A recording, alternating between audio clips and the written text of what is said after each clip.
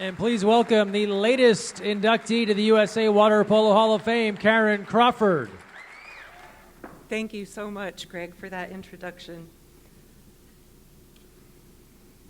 I want to thank USA Water Polo and the Hall of Fame Committee for this incredible honor. And I want to congratulate the other members of my class. It's truly a privilege to be recognized alongside you. It's hard to believe I'm standing on this stage today.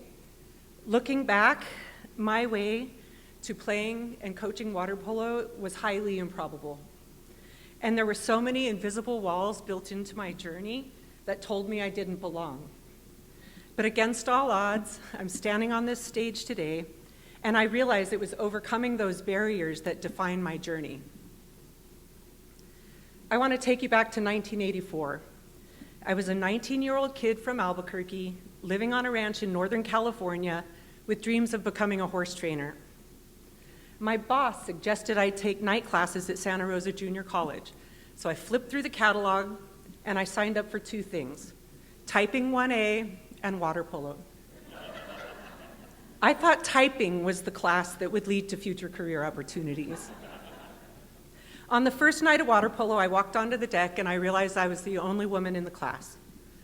A year later, Santa Rosa reinstated their men's varsity team, and the guys talked me into playing. I packed up my bags, left the horse ranch, and became a full-time student just to play water polo. I had zero experience and zero expectations. I just wanted to play more than one night a week. But the local newspaper got wind of it. They ran a photo of me on the front page of the sports section with the headline, "Uncharted Waters." It never entered my consciousness that this would be the beginning of a long journey pushing the sport forward for women. I was so naive.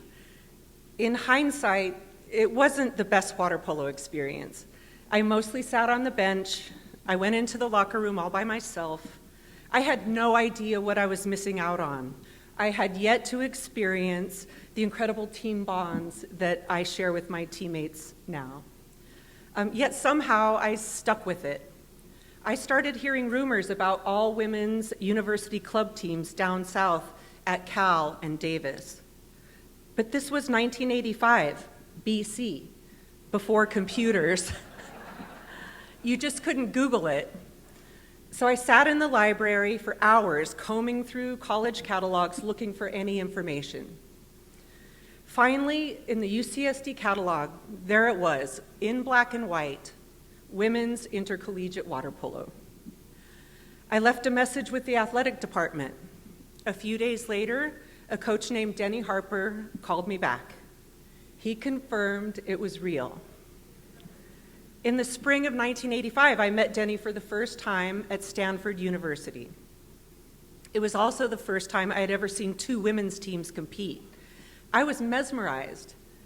Denny said something like, "Well, what do you think? Do you want to do this?" And I'm like, "Yeah, let's do this." And with that, Denny Harper took a chance on me without ever seeing me play.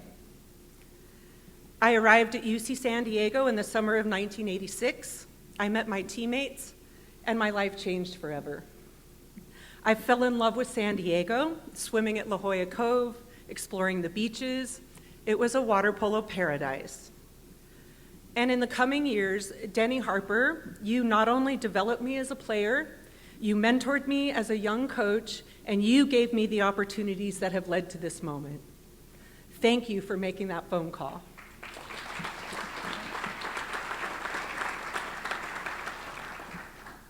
The absolute highlight of my time at UCSD was playing with all of you, my teammates. And all of you have become the most important people in my life, and you remain my best friends to this day. Right before my senior year in 1988, I had another life-changing opportunity thanks to Sandy Nita. I saw an ad for tryouts for what was called the USA New Team. It was designed for late bloomers like me who had raw potential but came to the sport late. And because of Sandy, female athletes like me were given a fighting chance. I made that team, and I got my very first taste of international water polo. And by the end of the 90s, I made the A team. and I had the time of my life traveling the world and playing alongside so many legends of Team USA. In 1998, SDSU took a chance on me and hired me to become their head coach. I am so grateful for my early SDSU players who showed up for me today. As I grew into the role, all of you helped lay the foundation that set up our program for success in the next 2 decades. Thank you.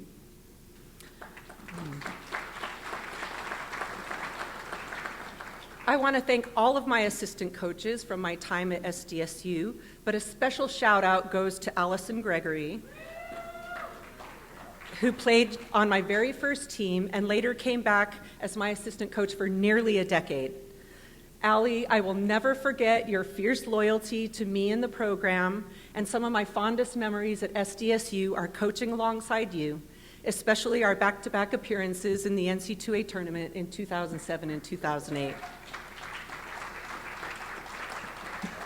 Those historic seasons were built on the backs of my very first recruits, players who are sitting right here. A special thank you goes to Holly Hartzell. I got married the same year I started coaching at SDSU, and when Jack and I were ready to start our family, reality hit. There weren't very many pregnant Division I head coaches out there. I wasn't sure how this was going to work. I kept asking myself, how can I be a successful coach while pregnant and raising an infant? And I wondered, will the athletic directors support me? Will my players lose faith in me? My brilliant strategy was just to hide my pregnancy for as long as possible. But when it finally became obvious, Holly, you didn't blink.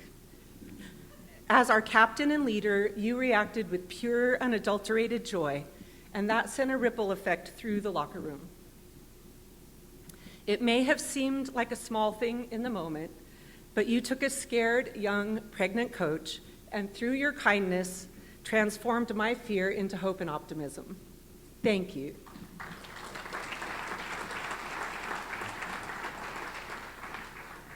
At SDSU, our team goals were to win, get good grades, and have fun. And to that end, it was important to me to start those traditions like beach workouts and ocean swims that challenged you and got you out of your comfort zone. And we did do hard things. We alternated trips between Hawaii and the East Coast. Some of my players had never seen snow. Some of you were scared of the ocean. But I wanted all of you to have experiences beyond the pool and beyond the wins and losses that would, I hoped, create enduring memories. Denny did this for all of us, so seeing all you Aztecs remain deeply connected, prioritizing your friendships, and embarking on new adventures, that is the best measure of my success as a head coach. Yeah, Aztecs for life. Yes, and a couple of years ago, I did start reffing. And weirdly, I love it, because almost every time I walk onto a pool deck wearing whites, I see my former players, whose kids are now playing. And while we know officials must avoid the appearance of a conflict of interest before a game, I have a hard time with this. The joy of seeing women I coached raising the next generation of water polo players brings up emotions that are hard to contain.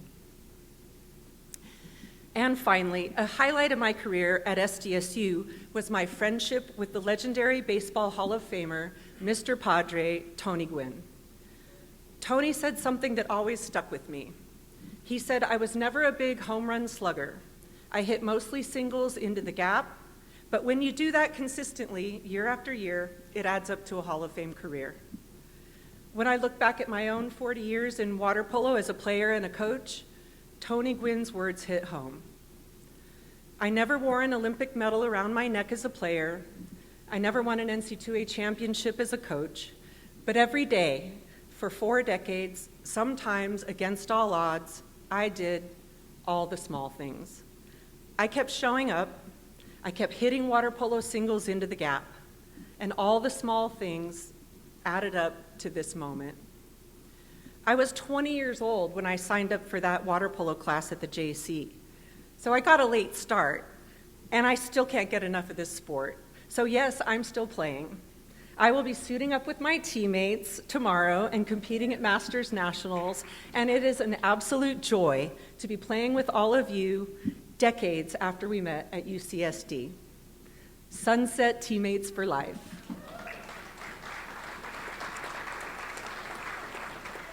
And lastly, I want to thank my family. No one gets to the Hall of Fame alone, especially not when the odds were stacked against them from the start. My father, Hap, was one of my biggest supporters.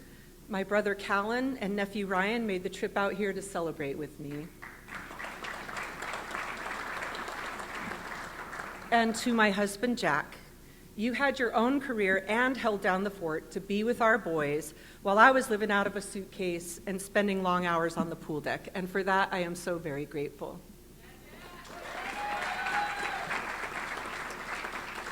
To my boys, Jackson and Shane, one of my greatest joys has been watching you both learn to love this game. And Jackson, you are starting your own coaching journey with the UCSD men's club team, and that brings my journey full circle. To my coaches, to my teammates, and to my mentors, you taught me how to hit those singles into the gap when I didn't even know where the gap was. You helped me with all the small things. To every teammate I ever played alongside with, to every player I ever coached, and to the family who stood by me, you are the heartbeat of my career. You all took a highly improbable journey with me, and you helped me make this moment a reality. Thank you.